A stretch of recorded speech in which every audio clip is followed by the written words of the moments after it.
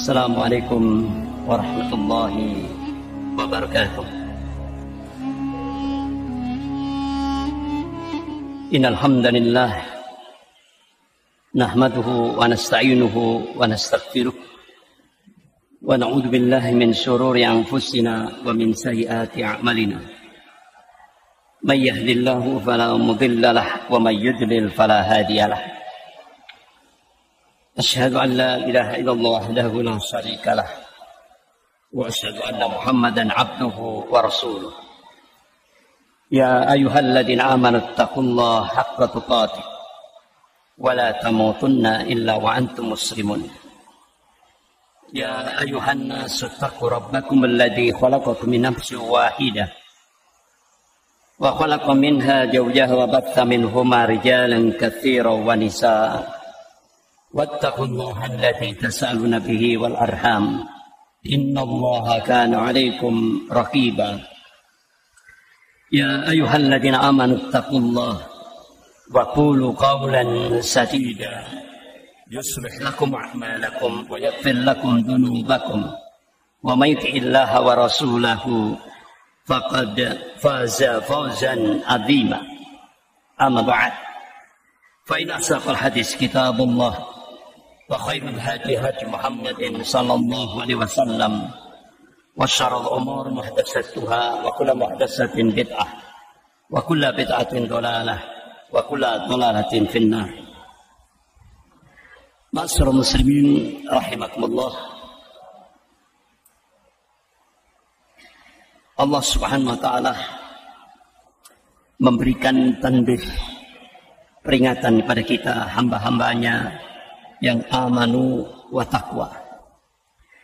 Sebagaimana firman Allah dalam surah An-Nahl ayat 112. Allah berfirman, A'udzu billahi minasyaitonir rajim.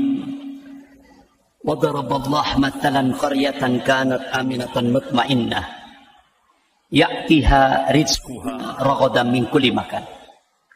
Fakafarat bi an'amillah fa'adaqah libasal ju' wal khawf bima kanu yasna'un. Wa daraballahu mathalan qaryatan kanat aminatan mutmainnah. Allah Subhanahu wa taala memberikan perumpamaan akan sebuah negeri yang dulunya aman, tenang, tentram. Ya'tiha rizquha ragadan min kulli makan. Rezekinya melimpah ruah dari segenap penjuru, dari segenap tempat. Jadi kalau kita korelasikan di Indonesia ini apa, gemah ripah Cinawi, toto tentrem kerto raharjo. Jadi ini perumpamaan akan sebuah negeri yang dulunya aman, tenang, tentram, rezekinya melimpah ruah dari segenap tempat, dari segenap penjuru. Fakafarat bi an'amillah. Tapi sayang penduduk negeri ini ingkar akan nikmat-nikmat Allah. Bahkan Bapak-bapak, ibu-ibu yang dirahmati Allah, sampai dalam konstitusi negara itu ditulis itu, atas berkat rahmat Allah Indonesia merdeka.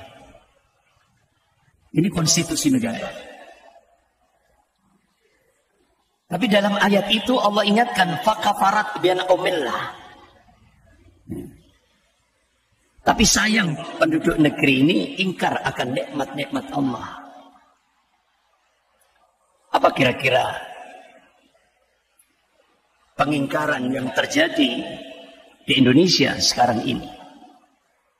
Potret Indonesia kekinian yang paling prinsip yaitu agama dipinggirkan. Ya. Ini yang paling prinsip.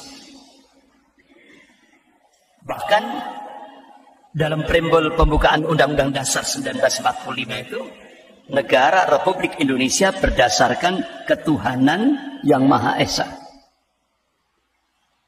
Itu mau diganti dengan ketuhanan yang berkebudayaan. Artinya dari tauhid mau diganti syirik. Ini masalah prinsip. Kalau kita timbang menurut Al-Quran wa sunnah. Jadi benar dalam ayat itu fakafarat bina umillah, tapi sayang penduduk negeri ini ingkar akan nikmat-nikmat Allah. Fada kalibas salju wal khauf. Otomatis ketika dia ingkar akan nikmat-nikmat Allah sebagaimana tadi yang saya sampaikan, apa kira-kira konsekuensinya? Allah jadikan penduduk negeri ini pakaian kemiskinan. Coba kalau kita potret Indonesia kekinian dalam tataran empiris, Indonesia sekarang sudah masuk ranking ketiga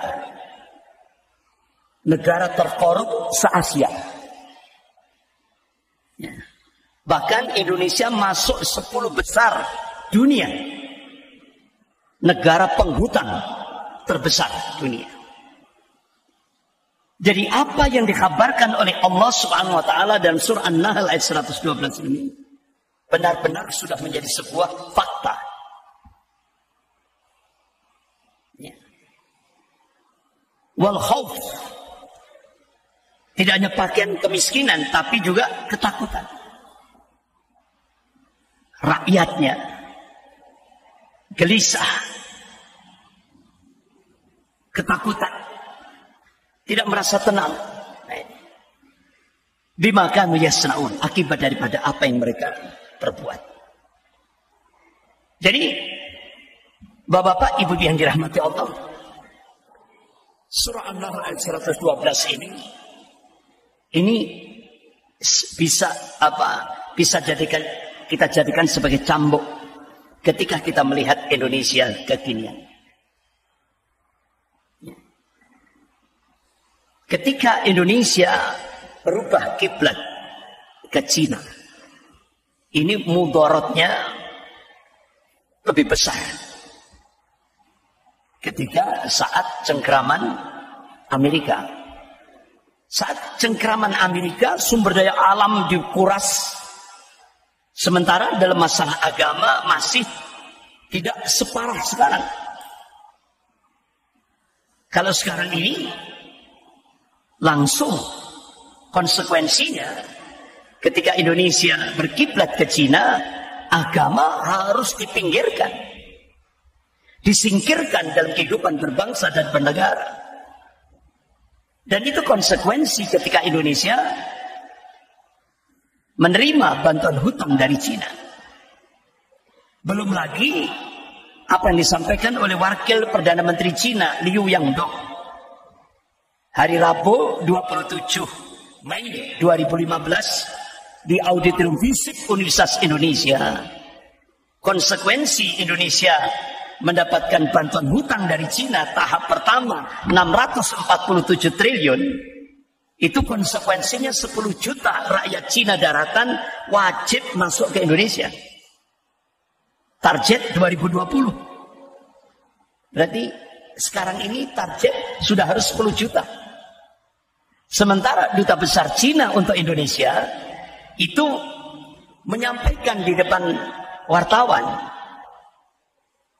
Jadi beliau menyampaikan per tahun rakyat Cina daratan yang masuk ke Indonesia itu 2 juta per tahunnya. 2020 genap 10 juta.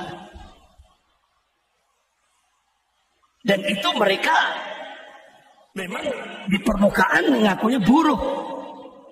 Tapi itu mayoritas tentara merah. Bahkan pemerintah menyiapkan 19 bandara untuk menyambut 10 juta rakyat Cina daratan itu. Nah, inilah konsekuensinya.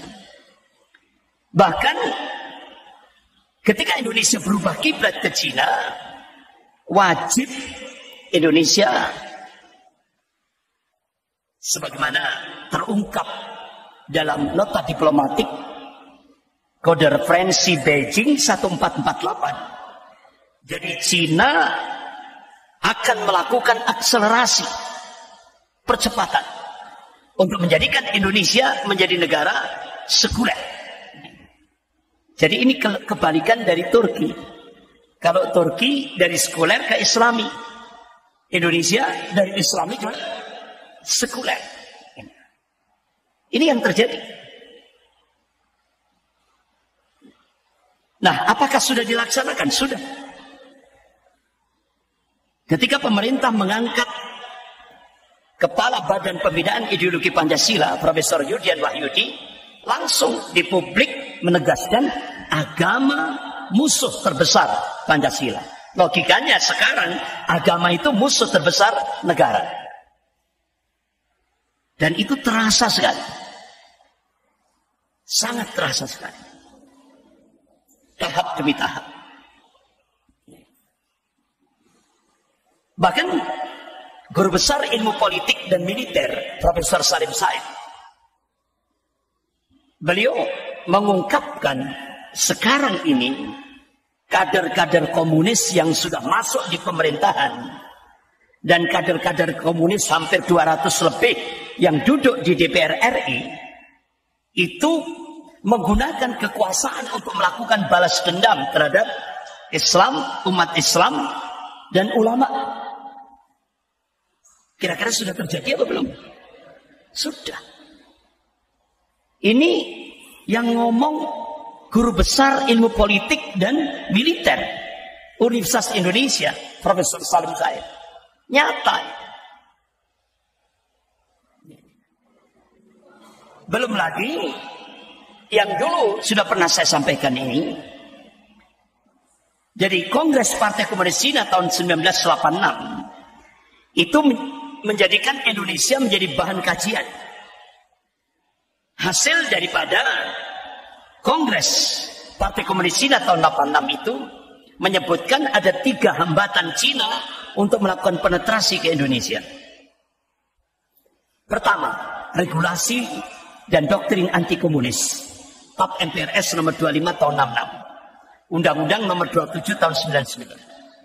Ini sudah dijebol lewat RUU HIP. Poin kedua, positioning Pancasila sebagai musuh komunis juga dijebol lewat RUU HIP. Puncaknya disahkan Undang-Undang Omnibus Law. Jebol sudah kedua-duanya. Makanya setelah RUU HIP dimunculkan, Undang-Undang Omnibus Law disahkan, siapa yang terbang ke Cina? The real presiden. Ya. Artinya apa? Petinggi-petinggi Cina, petinggi-petinggi Partai Komunis Cina benar-benar sangat gembira sekali. Artinya apa? Indonesia taat sekali apa yang sudah ditetapkan oleh Cina. Kemudian poin ketiga, sikap anti komunis di kalangan umat Islam Indonesia masih kuat.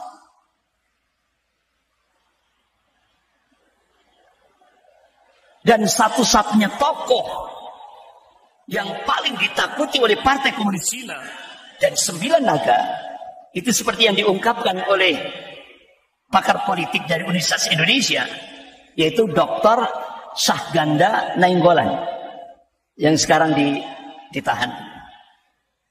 Itu beliau menyampaikan satu-satunya yang paling ditakuti oleh Partai Komunis Cina dan 9 naga adalah Habib Rizik Syihab. Makanya beliau target untuk dibunuh.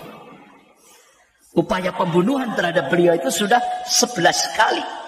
Terakhir pakai sniper. Kemudian beliau hijrah ke Mekah Al-Mukarramah. Jadi makanya strategi ketiga ini, Presiden Cina memerintahkan pada Indonesia untuk menghadapi Habib Rizik Syihab ini, perintah Presiden Cina pakai hard power, kekuatan kekerasan. Itu perintah Presiden Cina Xi Jinping, bukan rahasia lagi. Sudah banyak orang Pak, sudah banyak tokoh-tokoh yang tahu itu. Ya. Kemudian strategi kedua untuk poin ketiga ini, yaitu pakai strategi divide and emperor, adu domba antar ormas-ormas Islam, adu domba antara sesama Muslim. Dengan biaya 20 triliun. DP-nya 1,5 triliun. Dan itu sudah diterima. Bahkan termasuk pembuatan film My Flag. Ya, yang ditokoi oleh Gus Muafik. Itu juga masuk dalam proyek 20 triliun. Kemudian strategi yang ketiga. Untuk menghadapi poin ketiga ini, yaitu pakai strategi penguasaan media mainstream di Indonesia yang hampir 90% dikuasai oleh 9 naga. Makanya jangan kaget ketika media mainstream sudah dikuasai oleh 9 naga ini, digunakan untuk menggerakkan gerakan Islamofobia, itu kebencian terhadap Islam dan kaum muslimin dengan stigma Islam radikal. Jadi stigma Islam radikal itu hanya hantu yang sengaja diciptakan untuk menempatkan umat Islam menjadi musuh nomor 1 di Indonesia. Jadi seperti itu. Makanya musuh Indonesia itu bukan separatis. Musuh Indonesia itu bukan koruptor. Ya. Musuh Indonesia itu bukan yang lain-lain. Jadi musuh Indonesia atas perintah Cina adalah Islam dan kaum muslimin. Itu. Makanya kita bisa melihat sekarang ini. Saya masih ingat apa yang diucapkan oleh Presiden Soekarno. Presiden Soekarno itu pernah memberikan dalam pidato, dia katakan, kalau kami dulu menghadapi penjajah, kalau kalian nanti akan menghadapi bangsamu sendiri, yaitu mereka yang menjadi antek asing dan asing, pengkhianat-pengkhianat bangsa. Itu Presiden Soekarno. Dan ternyata apa yang diucapkan oleh beliau menjadi sebuah kenyataan di Indonesia sekarang. Makanya kalangan kiri itu pakai teori mirror, teori antagonistik. Jadi kalau dia ngomong, contoh, Indonesia tidak perlu hutan, kenyataannya hutan. Indonesia tidak perlu impor, kenyataannya impor. Jadi ini teori mirror. Ya. Jadi yang seringkali istilahnya disampaikan sebagai sebuah policy, kebijakan. Bapak-bapak, ibu yang dirahmati Allah. Bahkan sampai ketika Luhut pulang dari Cina, Luhut memberikan statement di media. Komunisme berhasil menekan kemiskinan di Cina. Komunisme bisa menyatukan Cina. Itu kan logikanya komunisme itu berarti bisa dipraktekkan di Indonesia. Itu logikanya seperti itu. Ya. Akhirnya siapa yang berani mengungkap siapa Luhut? Yaitu Profesor Salim Said, Guru Besar Ilmu Politik dan Militer Universitas Indonesia. Jadi kata Profesor Salim Said, ini pamannya Luhut, ini tokoh PKI. Makanya kenapa dia begitu all out masalah ini? Itu diungkap oleh Prof. Salim Said, Guru Besar Ilmu Politik dan Militer Universitas Indonesia. Bapak-bapak, ibu yang dirahmati Allah. Tahun 80, Pak Budiarjo itu pernah menulis apa itu komunis. Jadi dia menulis nilai-nilai yang terkandung dalam ideologi komunis. Yang pertama, monoisme. Artinya ideologi komunis itu menolak strata, golongan-golongan dalam satu masyarakat. Makanya ada istilah sama rata, sama rasa. Itu prinsip ideologi komunis. Kemudian yang kedua, kekerasan itu dianggap cara yang sah untuk mencapai satu tujuan. Yang ketiga, semua alat negara, baik itu polisi, TNI, birokrasi, media massa, intelektual, dan perundang-undangan digunakan untuk mewujudkan tujuan itu sendiri. Kira-kira semuanya sudah dilaksanakan tidak di Indonesia? Sudah semuanya. Tiga-tiganya sudah dipraktekkan di Indonesia. Ini yang harus kita cermati. Bapak-bapak, ibu yang dirahmati Allah. Bulan Januari 2019, saya diterima di kediaman Habib Rizik Syihab di Mekah Al-Mukarramah. Masya Allah, sambutannya hangat sekali. Saya merasakan. Dan beliau menyampaikan, Ustadz Andri, sebelum antum ke sini, ada 2 pejabat tinggi negara datang. Akhirnya, karena tamu, akhirnya beliau welcome. Janji di sebuah hotel lantai 16. Begitu sampai di situ, Habib Rizik Syihab ada basirah, ada rasa tidak enak. Langsung beliau minta pindah ke hotel yang lain. Alhamdulillah, beliau diselamatkan oleh Allah dari operasi intelijen. Begitu pindah ke hotel selanjutnya yang lain, Habib Rizik Syihab diminta oleh 2 pejabat tinggi negara ini, Habib, duduk manis.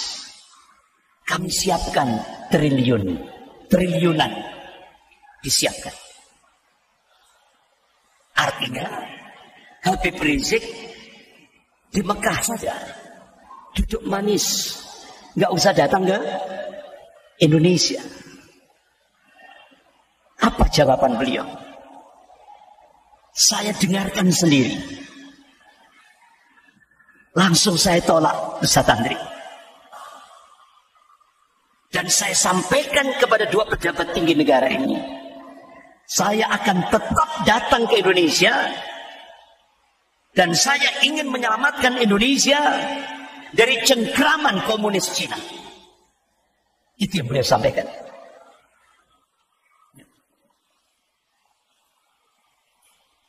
Masya Allah, kegigihan beliau.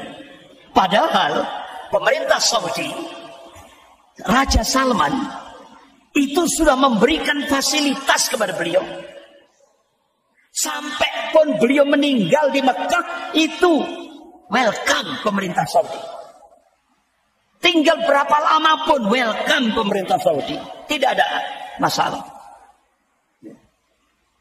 Tapi karena kecintaan beliau terhadap NKRI, beliau ingin menyelamatkan Indonesia dari cengkraman komunis Cina ini. Akhirnya dengan berpayah-payah, berbagai macam rintangan yang beliau hadapi, tetap beliau berangkat dari Jeddah menuju Soekarno-Hatta, Bandara Soekarno-Hatta. Tantangannya luar biasa dahsyat. Beliau tidak mau minta tolong pada siapapun kecuali minta tolong kepada Allah Subhanahu wa taala. Itu prinsip beliau. Ya kan? Itu hal yang tidak masuk akal.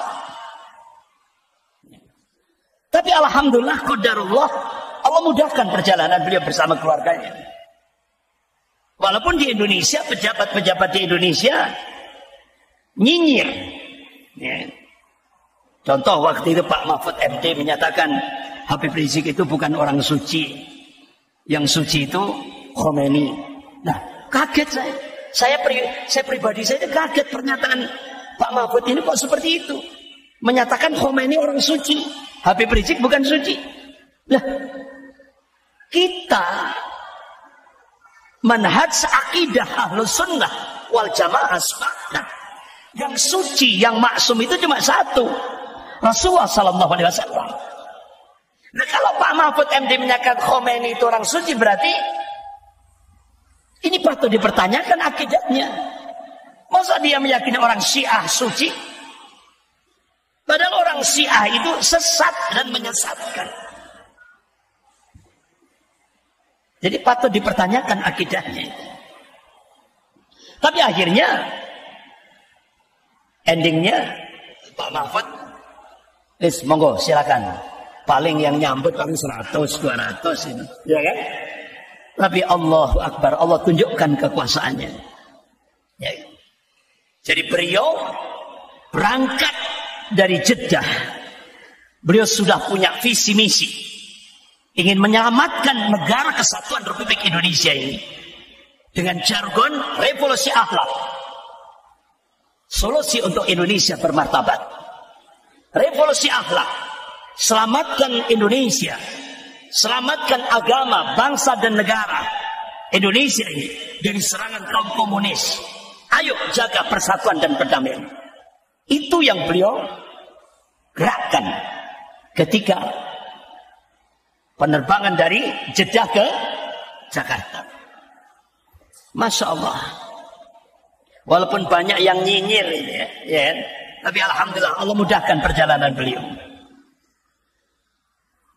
Itu yang datang itu bukan 100-200. Informasinya itu sampai juta itu, Pak. Mulai dari bandara Soekarno-Hatta sampai Petamburan. Itu juta yang nyambet. Dan itu benar-benar artinya benar-benar disorting oleh tidak hanya media-media nasional tapi juga media internasional meliput itu. Sehingga akhirnya bapak-bapak, ibu yang dirahmati Allah, Masya Allah, apa yang beliau sampaikan, bagaimana visi misi beliau yang sudah sampaikan untuk menyelamatkan Indonesia ini diterima oleh semua tokoh-tokoh ulama, tokoh-tokoh nasional, termasuk mantan Panglima TNI yaitu Bapak Jenderal Purnawirawan Gatot Nurmantio, menerima apa yang beliau jadi visi misi beliau untuk penyelamatan Indonesia ini. Tapi bapak-bapak, ibu yang dirahmati Allah, kan beda apa yang diperintahkan oleh Presiden Xi Jinping. Jadi ini dilema. Satu sisi apa yang disampaikan visi misi yang disampaikan oleh Habib Rizik Syihab itu benar-benar masuk akal. Dan ini penyelamatan Indonesia, NKRI. Apalagi revolusi akhlak itu juga apa yang menjadi visi misi Rasulullah sallallahu alaihi wasallam. Innama bu'istu li utammima makarimal akhlak. Semenjak aku diutus ini kata Rasulullah untuk menyempurnakan akhlak. Tapi karena ini tadi dilema, satu sisi ada perintah dari Presiden Cina Xi Jinping untuk menghadapi Habib Rizik dengan hard power, tapi satu sisi menurut akal sehat ini masuk akal, sehingga akhirnya akal sehat itu dikalahkan. Otomatis harus sami'na wa ata'na terhadap apa yang diperintahkan oleh Presiden Cina. Karena Indonesia sudah, apalagi Luhut bin Sarpanjaitan dengan terang-terangan memberikan statement di media, Indonesia itu sangat bergantung dengan Cina. Sehingga apa yang diperintahkan oleh Cina harus disikapi dengan sami'na wa ata'na. Itu. Bapak-bapak, ibu yang dirahmati Allah, akhirnya Kapolri dipanggil. copot 2 Kapolda, copot 2 Kapolres. Sehingga akhirnya banyak pejabat-pejabat ini menganggap Habib Rizik Syihab ini otomatis sudah menjadi musuh negara. Sehingga akhirnya timingnya pas perebutan jabatan Kapolri. Sehingga akhirnya Prof. Refli Harun itu mengungkap ada 4 geng untuk memperebutkan jabatan Kapolri. Dan Habib Rizik Syihab ini menjadi batu loncatan yang the best untuk merebut jabatan. Termasuk juga di tubuh TNI. Sama. TNI Polri sama. Sampai akhirnya Majelis Ulama Indonesia Pusat membela Epic. Ya. Bapak-bapak, Ibu yang dirahmati Allah. Karena ketakutannya sudah paranoid. Ini sudah satu paket. Sehingga akhirnya terjadilah penggusuran orang-orang Habib Rizik Syihab di tubuh kepengurusan Majelis Ulama Indonesia Pusat. Dibersihkan. Jadi gerbong 212 sudah tidak ada lagi dalam kepengurusan Majelis Ulama Indonesia Pusat.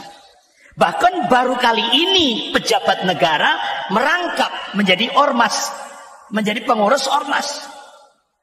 Wakil Presiden sekaligus Ketua Dewan Pertimbangan Majelis Ulama Indonesia Pusat. Baru kali ini.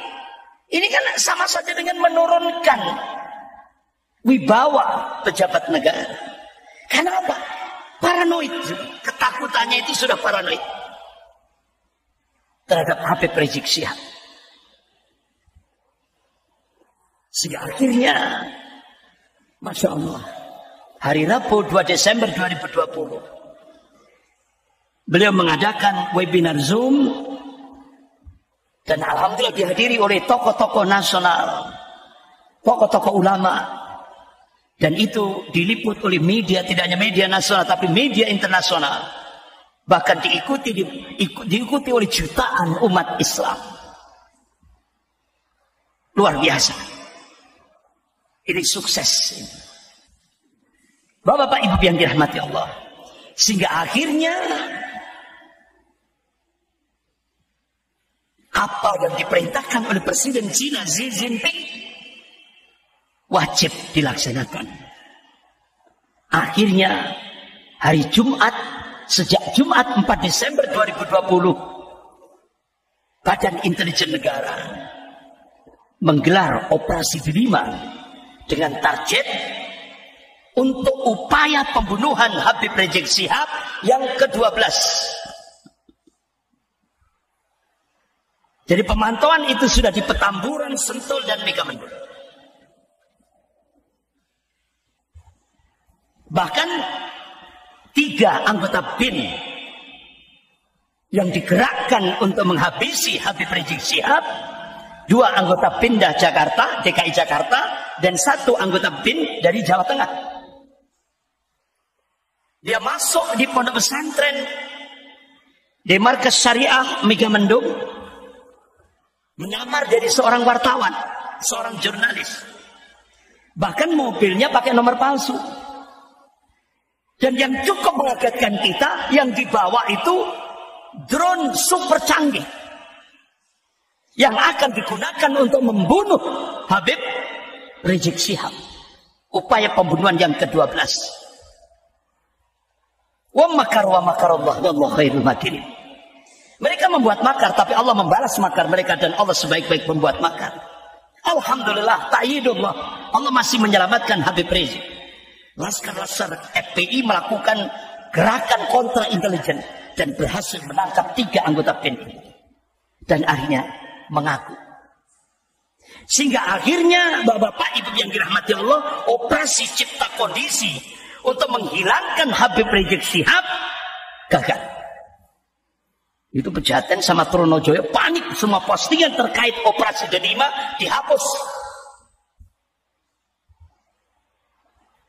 Gagal. Akhirnya Ahad 6 Desember dilakukan upaya pembunuhan Habib Rizik Syihab ke-13 ketika jam 22.45 WIB. Habib Rizik Syihab dan keluarganya, ada 12 perempuan, 3 bayi dan 6 balita, mau mengadakan kuliah subuh internal keluarga. Dari Bogor turun ke Kerawang. Begitu lewat jalan tol ditembak. Itu 2 mobil. Semuanya keluarga Habib Rizik Syihab bersama Habib Hanif Al-Atas gitu, yang menantu beliau dan keluarganya. Terus 4 mobil itu pengawal Laskar FPI. Jadi begitu ada tembakan, jadi ada mobil yang mau menerobos iring-iringan mobil Habib Rizik Syihab. Alhamdulillah, pengawal Laskar FPI, pengawal Habib Rizik ini secara refleks dia sudah melakukan penjagaan, sehingga akhirnya terjadilah kalau kejar-kejaran gitu ya.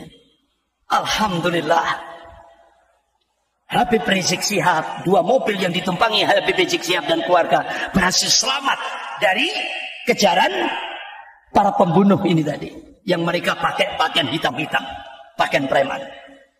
Sementara yang di belakang itu ada mobil Chevrolet yang ditumpangi oleh 6 Laskar FPI, langsung ditembak bannya. Jadi begitu masuk kilometer 50 sudah tanpa ban itu, cuma pelek saja. Jadi bannya sudah hilang karena ditembak itu. Nah, menurut saksi-saksi yang ada di kilometer 50, 2 dieksekusi dan 4 masih hidup di dalam mobil itu. Nah, itu menurut para saksi. Dan itu wartawan-wartawan investigator coba. Makanya kenapa bapak-bapak ibu yang dirahmati Allah, apa yang disampaikan konvensi pers oleh Kapolda Metro Jaya dengan apa yang terjadi di lapangan sangat berbeda sekali, ya kan? Bahkan sampai ketika konvensi pers Kapolda Metro Jaya itu kan, yang Pangdam Jaya buka samurai itu.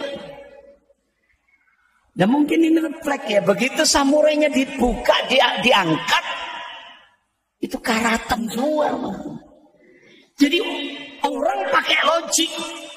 Nah, kalau karatan itu kan cuma berarti kan hiasan. Kalau niat itu dipakai untuk melakukan pembunuhan kan diasah dulu, ya kan?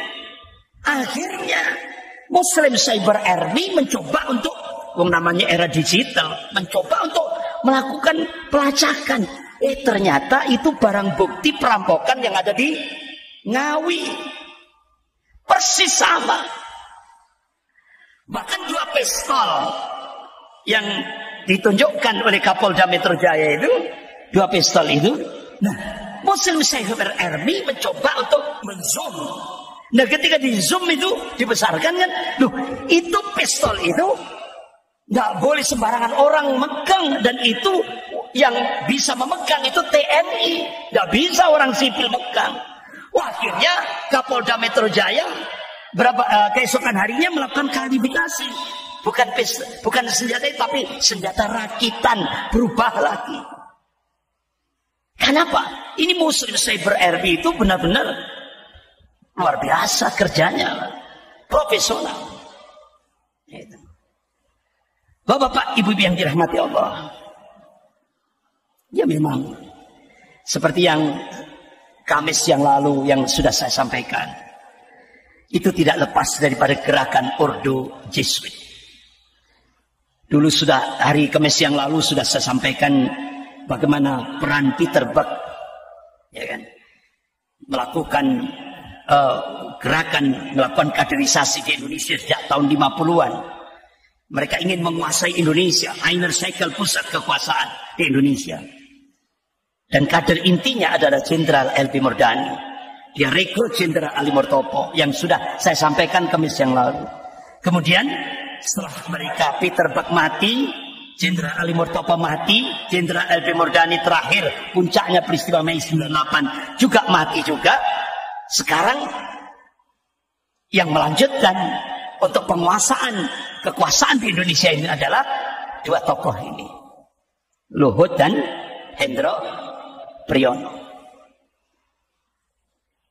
Ini tidak lepas daripada Ordo Jesuit yang mereka benar-benar ada kerjasama dengan Zionisme internasional. Ya. Bahkan akhirnya keceplosan putranya Hendro Priyono di Twitternya itu nampak keceplosan dia. Ternyata dia sudah punya target untuk memenjarakan Habib Rizik Syihab ini sampai tahun 2026. Bahkan keceplosan juga Denny Siregar. Ternyata perintah dari atas, habisi Habib Rizik. Terbongkar juga akhirnya. Makanya kenapa Prof. Din Samsudin langsung menegaskan penembakan 6 laskar FPI ini kedoliman besar dan nyata. Bapak-bapak, ibu yang dirahmati Allah, bahkan Pak Said itu sudah berapa nyawa rakyat melayang demi kekuasaan. Bapak-bapak, ibu yang dirahmati Allah, darah seorang mukmin itu mahal. Rasulullah SAW mengingatkan kepada umatnya. Qala Rasulullah SAW, la jawalud dunya ahwan wa'ala Allahi min qatal mu'minin bighairi haqq. Rawahu Nasa'i wa Tirmidzi. Hadis ini disahihkan oleh Syekh Albani rahimahullah.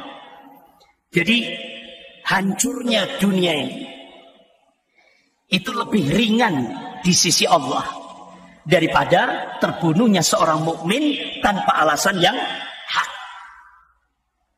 Artinya apa? Allah dan Rasulnya mengabarkan bahwa darah seorang mukmin itu lebih mulia daripada dunia dan seisinya.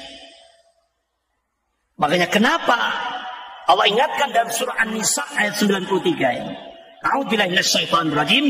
Wa may yaqtul mu'minan muta'ammidan fajaza'uhu jahannam khalidan fiha wa ghadiballahu 'alaihi wa la'annahu wa 'adda lahu 'adzaban 'adzim. Dan barang siapa yang membunuh seorang mukmin dengan sengaja tanpa alasan yang hak, maka balasannya kata Allah Jahannam, dan itu kekal ia di dalamnya, kekal abadan. Dan Allah murka kepadanya dan mengutukinya, serta Allah siapkan azab yang lebih besar baginya. Makanya kenapa kalau ada seorang mukmin dibunuh tanpa alasan yang hak, Allah perintahkan tegakkan hukum qisas. Bunuh dibalas bunuh. Itu perintah Allah Subhanahu wa taala. Bapak, Ibu yang dirahmati Allah, kita hanya bisa berdoa kepada 6 syuhada ini. Allahumma ighfir lahum warhamhum wa'fu anhum. Ya Allah, ampunilah dia, terimalah amal ibadahnya, ampuni dosa-dosanya, ya. Dan mudah-mudahan Engkau masukkan ke dalam surgamu ya Allah, ya. Apalagi Rasulullah sudah memberikan kabar fadilah orang yang mati syahid, insya Allah Allah akan berikan izin kepada dia untuk memberikan syafaat sab'ina min ahli baiti, pada 70 anggota keluarganya. Bapak-bapak, Ibu yang dirahmati Allah, doakan 6 syuhada ini. Dalam kita sisipkan doa-doa dalam doa-doa kita, dan mudah-mudahan insya Allah ya, Allah selamatkan. Mudah-mudahan 6 syuhada ini bisa membangkitkan umat Islam dari tidurnya. Karena apa? Negeri ini sudah dijajah, ya. Umat Islam dan 6 syuhada ini, Masya Allah, benar-benar seluruh umat Islam se-Indonesia dibangkitkan oleh Allah Subhanahu wa taala, ya. Dan kita berharap kepada Allah, kita tetap berjuang menegakkan al-haq. Tapi insya Allah, yakinlah, Kezaliman itu akan dihancurkan oleh Allah sendiri. Kezaliman itu akan dihancurkan oleh Allah Subhanahu wa taala sendiri. Kita cuma diperintah oleh Allah dan Rasulnya taat dan istiqamah. Amanu wa taqwa dan istiqamah. Taat dan istiqamah. Kezaliman itu haknya Allah nanti. Istilah orang Jawa, Gusti Allah mboten sare. Sekian karena waktu terbatas, sudah isya. Lebih kurangnya saya mohon maaf. Astaghfirullahaladzim. Subhanakallahumma wa bihamdik. Asyhadu an la ilaha illa anta astaghfiruka wa atubu ilaik. Wabillahi taufiq wal hidayah. Wassalamualaikum warahmatullahi wabarakatuh.